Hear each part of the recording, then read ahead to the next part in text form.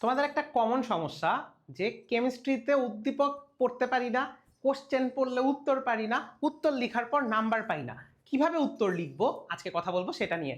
আজকে chemistry CQ solving tricks নিয়ে আমি তোমাদের সাথে আছি মোহাম্মদ জুনায়েদ খান রায়হান। বর্তমানে পড়াশোনা করছি ঢাকা বিশ্ববিদ্যালয়ের applied chemistry and chemical engineering ডিপার্টমেন্টে। সো কেমিস্ট্রির সিকিউ আসলে এত কঠিন কিছু না। প্রথম কথা, সিকিউ সলভিং এর আগে একটা ইম্পর্টেন্ট জিনিস আমি প্রতিটা ভিডিওতে মনে হয় এটা বলি, অধ্যায়কে প্রতিটা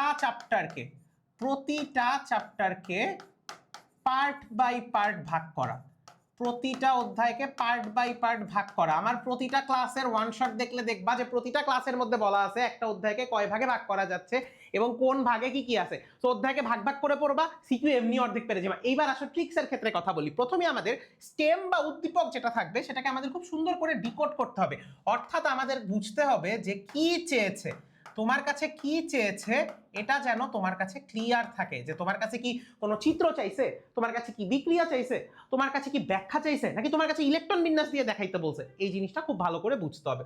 এরপর বিক্রিয়া ও সমতাকরণ যত বেশি পসিবল। দেখো ভাই, তুমি পরীক্ষা দিচ্ছ কেমিস্ট্রি, তুমি যদি রাসায়নিক বিক্রিয়া ঠিক মতো দেখাইতে না পারো তাহলে কিন্তু তোমার জীবন বৃথা। সো যত রাসায়নিক বিক্রিয়া দেখাতে পারবা, একটা ব্যাখ্যা লিখতেছো, ব্যাখ্যার সাথে রেফারেন্স আছে, সো এটার জন্য কি করতে হবে, এইটার জন্য কি করতে হবে, বেশি বেশি প্র্যাকটিস করতে হবে। এবং সমতাকরণের দেখবা আমাদের ব্ল্যাকবোর্ড এডুর চ্যানেলে গেলেও পাবা, আমার কেমিস্ট্রি অ্যান্ড হোয়াটনট চ্যানেলে গেলেও পাবা যে ভিডিও কিন্তু দেয়া আছে যে কিভাবে একটা বিক্রিয়াকে সমতা করতে হয়। সো সমতাকরণের ভিডিও যদি তুমি সুন্দর করে দেখে ফেলো, ওইটা থেকেও তুমি সমতাকরণ শিখতে পারো। তুমি আগে থেকে যদি পারো তাহলে খুব ভালো। আমাদের একটা বদ অভ্যাস কি আছে, আমরা সমতাকরণ পারার পরও আমরা পরীক্ষার হলে চেষ্টা করি সমতাকরণটা অ্যাভয়েড করার। এইটাই কিন্তু একটা ভালো স্টুডেন্ট, অ্যাভারেজ স্টুডেন্ট, খারাপ স্টুডেন্টের খাতার মধ্যে পার্থক্য করে দেয়। সো এই জিনিসটা মাথায় রাখা লাগবে যে রাসায়নিক বিক্রিয়া যদি লিখতেছি সুন্দর করে সমতাটাও করে দিব।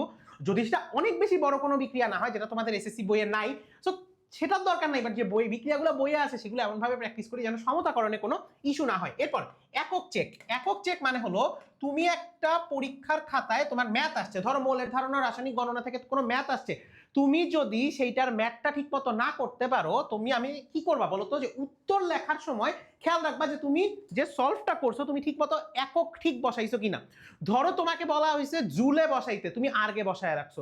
তোমাকে ধরো বললো হইলো যে তোমার ইলেকট্রোভোল্টে বসাইতে, তুমি জুলে বসায় রাখছো। হচ্ছে না কিন্তু, এককগুলা চেক করব, উত্তরগুলা সুন্দর করে লিখে দিয়ে আসবো। এবং উত্তরে একটা সাথে বোনাস টিপ দিয়ে দেই, সেটা হলো অ্যান্সারটাকে এভাবে বক্স করার চেষ্টা করবে, এবং আরেকটা জিনিস যেটা আমি লাস্ট পয়েন্টে গিয়ে বলবো, একটু খেয়াল করে শুনতে হবে তখন। আর ইম্পর্টেন্ট আরেকটা কথা যেটা হলো যে টাইম ম্যানেজমেন্ট।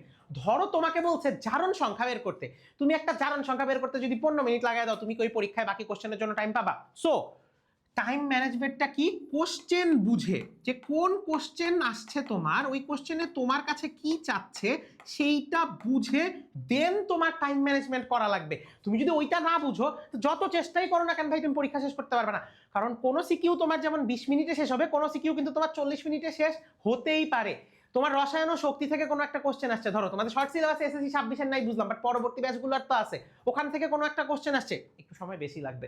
জারণ সংখ্যা নির্ণয় করতে বলছে, লাসাতেলিয়ারের নীতি ব্যাখ্যা করতে বলছে, ওইটা কিন্তু 20 মিনিটে শেষ করা পসিবল। সো কোশ্চেন বুঝতে হবে যে তুমি টাইম ম্যানেজমেন্ট আগে থেকে প্রিপারেশনটা এমন ভাবে নিবা যে তুমি কোন চ্যাপ্টারের কোশ্চেন আগে অ্যান্সার করবা এবং কতটুকু সময় দিবা, এই জিনিসটা যেন পুরোপুরি তোমার মাথায় একটা রোডম্যাপ থাকে, ওই রোডম্যাপ অনুযায়ী করবা, তাইলে হয়ে যাবে। এরপর আসে মোস্ট ইম্পর্টেন্ট টপিক, তুমি পয়েন্ট ওয়াইজ লেখার চেষ্টা করবা, তোমার অ্যান্সার পয়েন্ট ওয়াইজ লেখার চেষ্টা করবা। যে যত বেশি পয়েন্ট করে তুমি লিখতে পারবা, তোমার উত্তরপত্র তত সুন্দর দেখাবে এবং তত তোমার নাম্বার পাওয়ার সম্ভাবনা বাড়বে। একটা বোর্ডের খাতায় কিন্তু বা একটা স্কুলের খাতায় যখন টিচাররা খাতা দেখে, তখন কিন্তু খাতার অলঙ্করণ বা প্রেজেন্টেশন একটা মারাত্মক ফ্যাক্টর হয়ে দাঁড়ায়। সো তুমি পয়েন্ট ওয়াইজ লিখবা এবং সাথে কালারিং পেন ইউজ করার চেষ্টা করবা। অবশ্যই চেষ্টা করবা বললে ভুল হবে, এটা কাইন্ড অফ একটা ফরজ কাজ যে তোমার পরীক্ষার খাতায় তোমার নীল কালি ইউজ করলে, নীল কালি সবুজটা আমি জেনারেল ইউজ করতে মানা করি, অনেকেই করে, বাট তুমি শুধু নীল কালি দিয়ে একটা খাতাকে অনেক সুন্দরভাবে করা পসিবল। অ্যান্ড ওইটা করেই কিন্তু ভাইয়া সব পরীক্ষা দিয়ে আসছি, যে ভার্সিটিতে যে পরীক্ষা দিই তাও নীল কালি ব্যবহার করি। সো তোমার এই নীল কালির কি মাহাত্ম্য জানো? আমি তোমাদের অন্য একটা ভিডিওতে বলছিলাম যে কেমিস্ট্রি আমি এসএসসিতে অনেক বেশি পছন্দের ছিল না, তারপরও কিন্তু আমার এসএসসিতে কেমিস্ট্রিতে আসছিল 97 মার্ক। তো কিভাবে আসছিল, খাতার প্রেজেন্টেশন, উত্তর সুন্দর করে লেখা, এবং এই পয়েন্টগুলোর দিকে যদি তুমি একটু নজর রাখতে পারো তোমার পরীক্ষা ভালো হইতে বাধ্য। সেটা তুমি স্কুলের পরীক্ষা দাও, তুমি কোচিং এর মডেল টেস্ট দাও, তুমি আমাদের কাছে পরীক্ষা দাও, বোর্ডে পরীক্ষা দাও, যেভাবেই পরীক্ষা দাও না কেন এই পয়েন্টগুলো মাথায় রাখবা। আশা করি কেমিস্ট্রি সিকিউ নিয়ে তোমাদের আর কোনো প্রবলেম হবে না। দেখা হবে নেক্সট ভিডিওতে।